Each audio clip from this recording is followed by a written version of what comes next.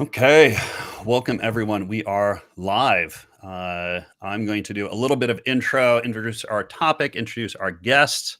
Then we're going to get into our conversation. We've been doing a little prep conversation here, and I'm excited for this. We've got too many things, but we have a lot of things we're going to cover, but a lot of things we're going to try to cover, but we're going to get it in here. But so thank you everyone for coming today.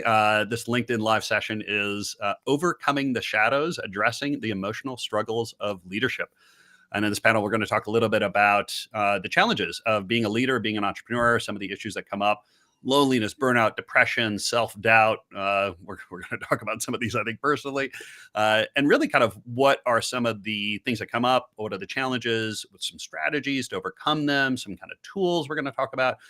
We're going to try to cover a lot of things, but really, this is a interesting session for me, having been through this journey myself as an entrepreneur, as a founder, as a CEO. And all the people that I work with as a leadership coach, right? This comes up all the time. And so I'm Bruce Eckfeldt. For those people that don't know me, I'm a strategic leadership coach. I work with teams to help them build practical long-term growth strategies and prepare for transactions, exits. I've got two amazing panelists today. First is Mark Worcester. He is a transformational guide, keynote speaker. He's a former CEO, decades of experience in navigating the highs and lows of entrepreneurial life. Mark is also a Marine Corps veteran and a former Entrepreneurs Organization EO president, which is how we got to know each other. Is passionate about resilience, innovation, mental well-being in leadership roles. So with all that, welcome, Mark. Thanks, Bruce. Glad to be here. Yeah, it's a pleasure to have you. We also have Warren Gumpel. He is a dynamic entrepreneur. He's also a film producer. He's a leading advocate in the ketamine therapy space, which is fascinating. We were talking about some of that beforehand. And he's founder of the Eighth Circuit Advisors and the Ketamine Fund. Warren has dedicated his career to revolutionizing mental health treatment, saving lives, creating meaningful impact. So those are our guests. Warren, welcome. Appreciate you being on today. Thank you so much. Thank you very much. And really, we want to get into the questions. Before we do that, though, if you are on LinkedIn and you have a question, throw it into the comment box. I'll try to watch that. I'll have guests will try to watch that too for me. So you can put that on there. We'll try to catch those and answer those as they come up. If you happen to be on YouTube, we're broadcasting there as well, is jump over to LinkedIn because that's where we're going to have questions. So you can put them there and we'll try to answer them as we go. If you're watching the replay, obviously we're not going to answer your questions if we're on the replay, but we do check the comments. I'll be checking the comments in the coming days and weeks. And so throw a comment up there. I'll be happy to kind of respond to things and point you in the right direction if you have that.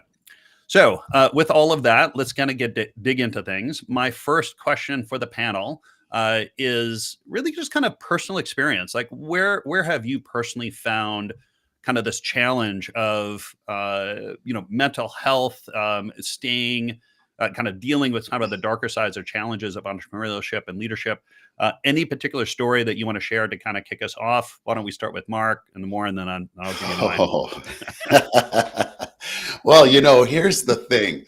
Warren and I are both not strangers to the microphone. Like we can talk forever. So thanks for giving me the microphone first, Bruce. Sorry, Warren. Thanks for coming. So personal experience.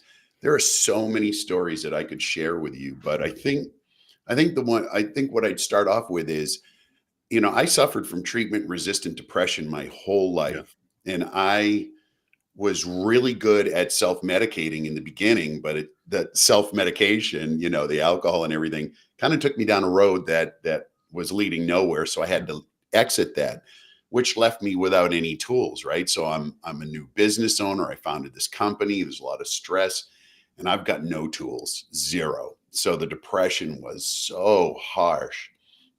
And eventually I sought treatment in the Western medical tradition. And with treatment-resistant depression, which is like 30% of the population of people who are clinically diagnosed with depression, nothing works. So I'm telling you, I have experience with almost every medication that's out there that you could possibly be on in the spectrum of pharmaceutical medications, and none of them worked for me. But I'll tell you, some of the things and we'll get into this, right? We're going to talk about all these different things.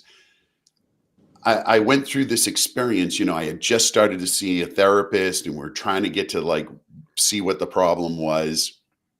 And I remember the Bank of America, the company at the time was at like a 4 million run rate. We were really starting to take off in the IT space. And I had no idea how to run a company. I had no business running a company. Like I couldn't read a P&L to save my life, right? It was all just great numbers. Yeah. And so my way of dealing with things was throw a person at it. So if there was a problem, I'd hire somebody else.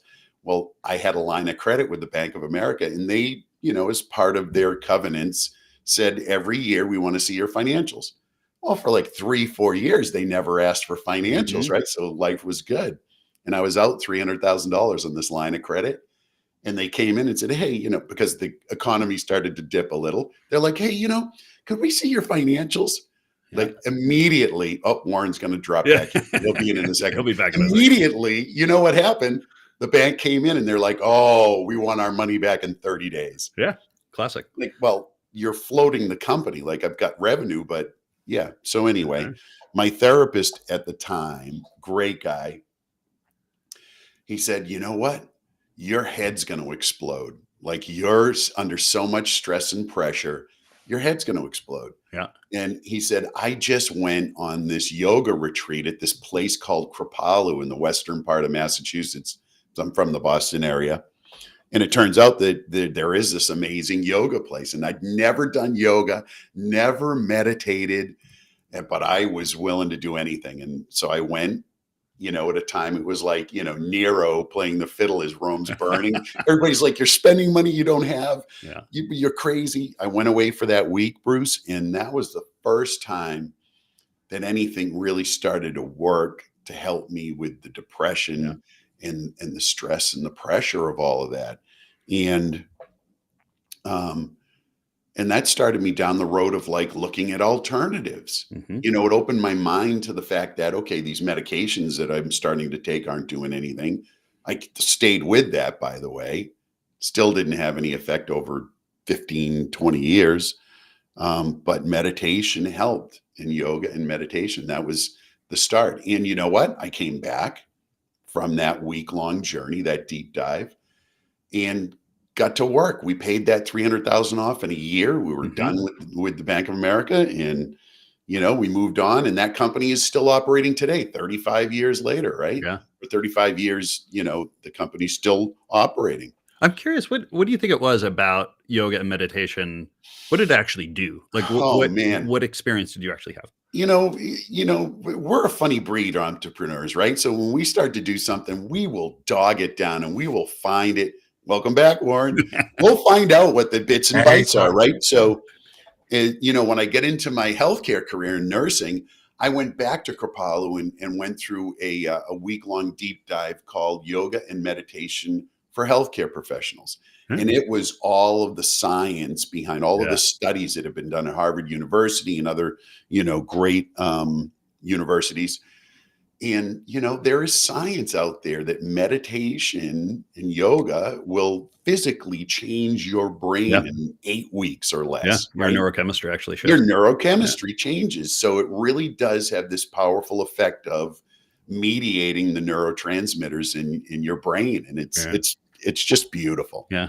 And Warren, anybody can do it. Yeah. Anybody. Warren, let's hear a little bit of your story. Any kind of things you can reflect on in your leadership experience that really challenging? Sure. And I apologize. My phone worries. overheated, and I'm hearing the tail end of what Mark said. And I think it's a great area for me to jump in. I mean, I'm somebody that's dealt with depression and anxiety forever, but also I have the inability to work for somebody. So they leave you in quite you're an entrepreneur. Yeah, exactly. An entrepreneur that knows when I take on an endeavor that there's going to be a major emotional and mental health price to pay, and I have to manage it.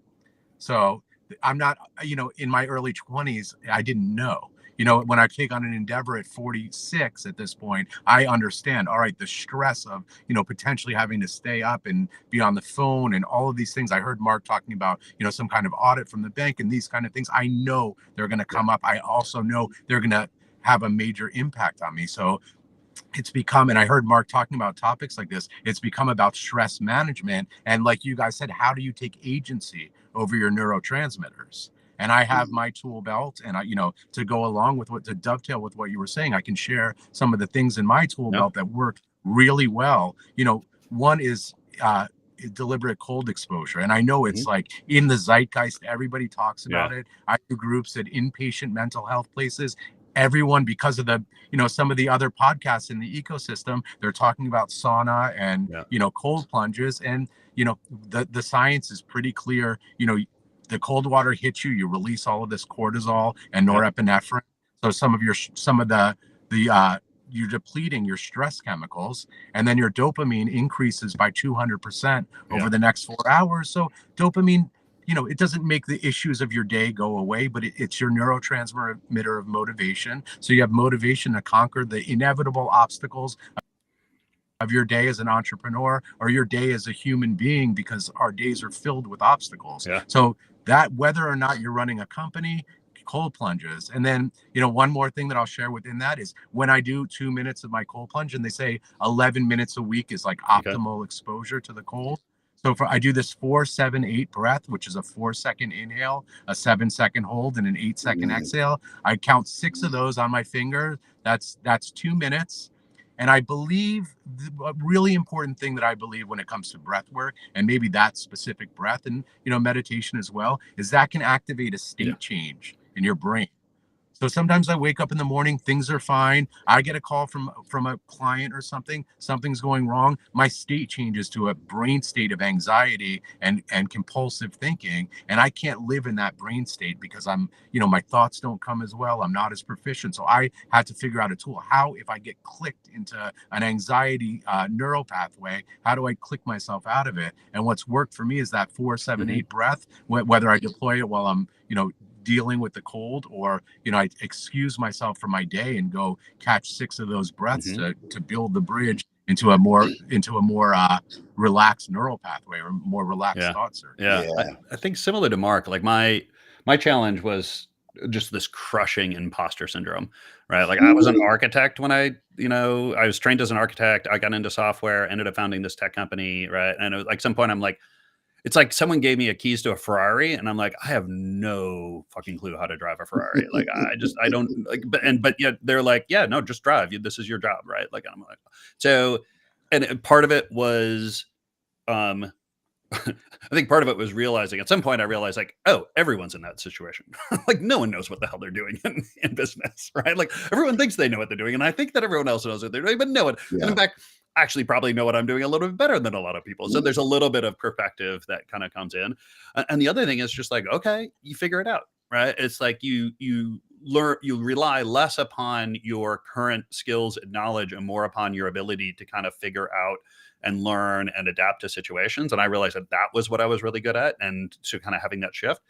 And the other one is this whole, we're kind of all touching on it, is this whole kind of body mind connection and like how to balance, manage, leverage that, I think in different ways, depending on the situation.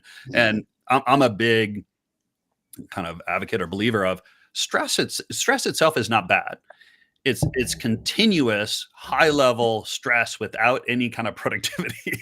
That's bad, right? Like, I use stress in all sorts of different ways to kind of level up my performance or to kind of rise to an occasion or to get something done, as long as it's being used strategically. And I know there's an endpoint and I have a recovery cycle and I know I can kind of repair from it, and learning kind of these tools of being able to kind of manage this cycle. Not so much how do I just de-stress my world all the time, but how do I strategically use stress in the right cases to get something done or to achieve something or to get a performance level, but then knowing I have to go through recovery. And I think a lot of times what I'm doing with leaders is helping them figure out their recovery cycle, and not so much how do we de-stress them, but how do we recover from the stress that they're going to go through so that they actually have the ability to go through that cycle again. Yeah. I'm kind of curious what else comes up for you, like as you think about managing this mind body connection, right? Other kind of situations, tools that you've seen. I mean, we talked about breath work, we talked about psychedelics. Like, what are some other things that Oh my gosh, yeah, there's so much to talk about. I will say, it's perspective, right? When we talk about stress, it's the perspective that we have about that stress. When I first, that incident that I talked about with the Bank of America, when I first encountered that, it was the worst thing that could have ever happened, right? It was just dread and doom. It's the end of my business. I'm going to be broke. But in retrospect, I can read a set of financials probably better than most people because I had to, for a year, every month, produce financials to the penny for the Bank of America. So it was this beautiful learning that I never would have got in an MBA, but it was real. I had to do it. Yeah. But the tools, the mind body tools, right? It brings that perspective of the event, whatever that event happens to be, good, bad. Well, now it's a crapshoot. I think it's an experience, and what it is will show through over time. But we have so many tools in the toolkit. I mean, Warren and I met, in a ketamine home therapy startup. It was a magnificent opportunity and an idea. And, that's how we became, just the best of friends. I mean, I love Warren Gumpel so much, And Warren, I'll give you this one to you. Is like, how do you kind of look at, I'll call it medicine, drugs, pharmaceuticals? Like, how do you kind of look at that kind of domain, and how do you parse out the things that are, kind of helpful or have kind of helpful qualities, things that are not so helpful? I mean, I'm sure you wouldn't advocate, CEOs doing lines of coke to kind of get through meetings and things like that. But like, okay, so they're all pharmaceuticals, right? They all have different, neurochemical kind of impacts on our body. How do you kind of map this world a little bit? I'm doing groups for people right now I'm running a consulting company where I do a lot of groups for people in inpatient mental health treatment or addiction recovery. So, by the time they've got to me, if they're an inpatient, primary mental health, their antidepressants are not stopping them from being depressed. So what I tell people is, if the traditional pharmaceuticals are doing their job, which by the time they see me, they obviously aren't, then they're great. Whatever works to keep you stabilized in a world that's filled with stressors, whether you're an entrepreneur or just living your life. It's a difficult world, modern society. So that's why the numbers of depression and anxiety are up and through the roof. And, what's worked for me is ketamine, and other psychedelics. But unlike some of these traditional pharmaceuticals, they don't work while the drug is coursing through your system. They work as a catalyst, and you get the benefit long after they've left your system. So, what I try to talk to people, and especially if I'm talking to people that are beginning their journey into psychedelic medicine, is to try to train them as to how to think about it, which is, this is not the silver bullet that's going to end your problem. This is a catalyst to start implementing some of these other changes, like some of the things we've already discussed, like meditation and, prioritizing simple things like prioritizing sleep and making sure you're getting enough water, and like making sure your system's running in its optimal way, or at least trying to optimize it. So, whatever's working to manage your stress in this day and age is fine. I mean, within the realm of like not lines of cocaine for within the realms of accepted treatment for depression. But in my matrix of acceptable treatment is things that aren't widely accepted in society, like psilocybin and things like ibogaine, for treating TBI, PTSD, opioid use disorder, things like that. So, there are solutions out there, and there are more coming. So, that's another thing to think about, is we have this whole world of psychedelic medicine, which is, we're in the first inning of this game. And again, if you had depression in 1987, you're going to get the same medicine today if you see your psychiatrist. No innovation. And I think, for people that are suffering, entrepreneurs or not, you're on the precipice of a revolution and a paradigm shift in treating these issues that don't have good treatments. So I'm sure I strayed away from the question. No, that's fine. The two interesting things that came up there, one was, and I don't know if this is controversial, but I certainly have kind of come to embrace this, which is, I think we've, as a society, we've got a little bit of an addiction to happiness, in the sense of, I think we've set some expectations around culture and ourselves that we should always be happy. And I think I've kind of embraced this view of, happiness are these moments that you have in a longer kind of journey of life, and life can be kind of challenging, and it's just part of life. And depression in itself is not bad per se. It's long-term sustained depression that you don't have tools to kind of get out of. I've certainly found, I mean, I've dealt with kind of depression all my life, and it's less about how do I not get depressed, and it's more of when I can sense that I'm getting depressed, or either I'm going into a depression cycle or I'm in a depression cycle, I talk about my ladders. What are the ladders that I use to get out of that cycle? And I know that it's working out, right? Like the first thing I have to do is start getting to the gym. Then it's sleeping well. Then it's eating. Yeah. And I mean, can't eat well if I haven't basic. slept or I haven't go to the gym, and I can't sleep well Right. if I go to the gym. So I know that that's the Same cycle for I need, me. just getting back into that cycle. And Yeah. it's having the wherewithal to identify it. It's like, oh, hey, Mhm. I'm in a depressed cycle. Yeah. What is the first simplest action that I can take that doesn't require a whole lot of thinking and a whole lot of Yeah. strategy? Let's just go to the gym. Right. I think yeah. Go ahead, Warren. But Yeah. This falls into what I've been thinking about a lot and trying to share with my groups is creating positive dopamine feedback loops, like making small, even if like I have this kind of bedridden depression where my body feels like it weighs 1,000 pounds, and putting one foot in front of the other is a difficult thing to imagine.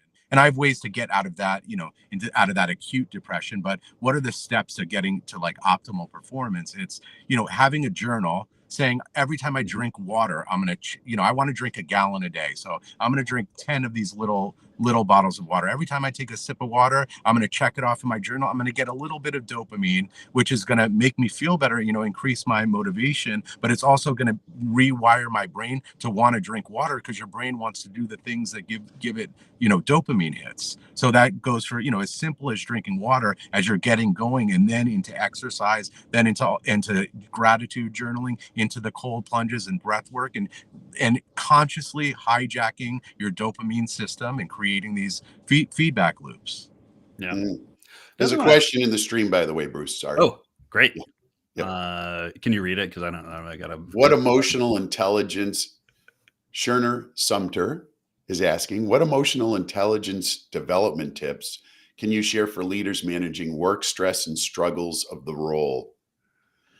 Boy, emotional intelligence. That is EQ. Whew. Well, my first thought is go back to the idea of recognizing that you're stressed, right? Recognizing that you're actually dealing with stress, because I think it's a lot of times I certainly find that a lot of leaders that I'm coaching and working with is they don't even know what they're feeling, right? Like they're so in their head, and they're so action oriented, and they're so like, I got to get these things done. And like some of this is just kind of slow down and what's actually going on in your body right now, right? Like where is it? What is it? Can we put a little bit of a name or a label to it, identify it, recognize it, right? Embrace it a little bit. I think tools like exercise and yoga are the things that can help with that, because it does give you a visceral experience of your body again, right? And you say everybody's in their head and they don't even recognize that they're in this stressful situation. Yeah. But when you connect to your body will tell you every time. Yeah. And then like I said, I'm not, my goal is not to completely de-stress you, right? My goal is to figure out, okay, how do we use stress as a positive lever to create action, and then how do you recover from it? Like whether it's the physical things of, heat therapy, cold therapy, kind of cycles, where there's mindful meditation, whether it's, I'm a big fan of nature, right? Like one of the things I love doing is going out and just being in the woods, whether it's, I live next to the Palisades here in New York, and I just go hike down there, or whether I'm going out climbing the mountains. Science will tell you that there's a positive benefit to that, right? Yeah. You know what another big thing for me is, and it took me forever to get here, and I think it's one of the biggest things that is part of my toolkit now, recognizing things that are out of my control and spending as little time thinking about those things and catastrophizing about the future and making up these scenarios, recognizing that, doing breath work in that moment, deploying it very specifically, acutely, to take myself out of those thought patterns. This to me, like for instance, when my phone overheated 10 minutes ago when this podcast started, like if that was 10 years ago, I would have started like, you would have flipped. I spent my whole day, I fucked up this guy's podcast. He would have had the bottle in the back seat. Then I thought, then I thought, this is an iPhone. That's the sun rotating around the earth. I have Yeah. zero control over how the iPhone is going to react to the sun in Yeah, this yeah. Let me forgive myself and apologize. And you know what? I calmly just went and Yeah. logged back, and it wasn't the end of the world. So, it's just a tool of recognizing, taking a macro look at your situation and saying, I have nothing to do with if American Airlines is canceling my flight right now. Mhm. And I'm not like, if I'm going to let that stress me, this world is filled with surprises that are Yeah. way out of our control. And I'm going to walk around as a victim to this world, or Yeah. I'm going to Mhm. handle the things that are within my control set and let the other things be as they'll be. And, Yeah. and that's it. Yeah. We can't control what And happens to us, but we can control how we react to it. right. Janet McLean Yeah. has a few comments up here. Let's She's dig saying into that one. working Go out ahead, is Mark. great, but what about leaning on other leadership and relationships? Yeah. My answer to that is, Bruce, we're both members of I'm just going to Entrepreneurs say Organization. the My whole God. reason we're together today is because of Right? that. Yes, So whether exactly. it's, CEO you run groups, groups, I run groups. Warren, you're working with groups. I think we're talking about these solitary practices because they're immediate. Yeah. They're right in the moment. But group stuff is huge, Yeah. huge. Community. Well, let's I mean, talk that's about what makes a good group, because I think that's interesting. Because I certainly come Mhm. across, there's a lot And of thanks, Janet, by the kind of way. group. Yeah, there's a lot of group programs. Mark and I met through EO Entrepreneurs Organization, which has a particular format. But I think one of the things that I'm always looking for in these groups is how do you create and different groups I use for different purposes. Like I've got my men's group meets tomorrow afternoon for 4 hours, right? And that is a group of men focused specifically on kind of how do we navigate the world in kind of masculinity. A lot of us are business folks as well, so we talk about that. But it's a particular container that has particular rules and ground rules around it that create safety and the ability to share certain things that I wouldn't share with other groups, right? So it's how do you find that community, and how do you set the right context for it to be able to have safe, open discussion? Because that's the way you're going to get that support, is being able to trust the container and trust the space and trust the people that are in there, and having very clear intention and very clear ground rules around it. That's the one thing I've looked for. And I have 3 or 4 of these groups I use for different purposes. But what else? I don't know, Mark or Warren, if you have other ideas of how to leverage community. I just got to say, if you have not sat in a ketamine meditation with a group of people, let me just be an evangelist here and say, you got to get in on this. Yeah. It is magic, magic being in the room and everybody's having their experience together, and that energy in that container, in that beautiful space. And there are more opportunities to participate in these kinds of things. And wow, talk about losing stress. Yeah, exactly. Totally Warren, what do you agree think? with that. That's a wonderful thing. All of these things that are becoming available in society that are, getting more mainstreamed. And I think, a lot of people just don't know about some of these tools that exist. But, on a separate note, when we talk about community, having a couple of friends in this world that you really trust, that you can get on the phone with, they don't have to be colleagues in a certain space, but, having like you said, Bruce, a safe space to empty and share and off some of the stuff. I think that's, incredibly beneficial. And, if you don't have those things naturally, because we live in a world that people are increasingly isolated, is there's availability in self-help groups online and things like that. And I think it's, if you're in a place where you feel isolated and if you really can't be honest with anybody in this world, and so people have no ability to actually talk about what they're feeling, if you can be honest with yourself and say, I don't have that outlet, you need that outlet in this world to manage. If you don't have it, you need to find it. Otherwise, you're bottling everything up, and not only does that contribute to your mental health issues, but this is where physical health, Absolutely. cancer, heart disease comes from these things. Yeah. So, that just figure out a place where you can empty and bare your soul and be honest. Yeah. We're gonna hit time here. I'm gonna suggest that all 3 of us can. We all probably have lots of links and resources. I'll say that we'll all kind of put some stuff in comments on the LinkedIn site, just for people that want to get more references and resources on that, because I know there's stuff out there. So we're going to hit time. Why don't I'd love to hear from each of you if people want to get more information about you and what you do. Mark, let's start with you. What's the best way to get a hold of you? Telepathically would be beautiful. If you're at that level, please give me a little message. Um, just kicked off this new community. It's called The New Mysteries. And so you can find us at thenewmysteries.org. And it's it's game on. So come on. Awesome. I'll You make can sure reach me there. we'll make sure the link is in the show Yeah, notes or in the yeah, comments I'll as well. share that for sure. Yep. Warren, what's the best way to get a hold of you? Send me a message on LinkedIn. I love having conversations. Another part of my life that I love is being in service to others. So other people that, might be watching this, I'm happy to get on and at least show people what I think is the right direction to get started. So just send me a message on LinkedIn and I'll check them. Perfect. Yeah, and same for me. LinkedIn is probably the best way to get a hold of me immediately. And then otherwise, my email is just bruce@acfelt.com. Pretty straightforward. I'd love to connect with folks. Mark, Warren, thank you so much for taking the time today. This was a lot of fun. We could have gone a couple more hours, but next time. At least that. Thanks, Bruce. Appreciate it. Thank you so much. And thanks. Safe travels, Warren. Thank you very much. Bye.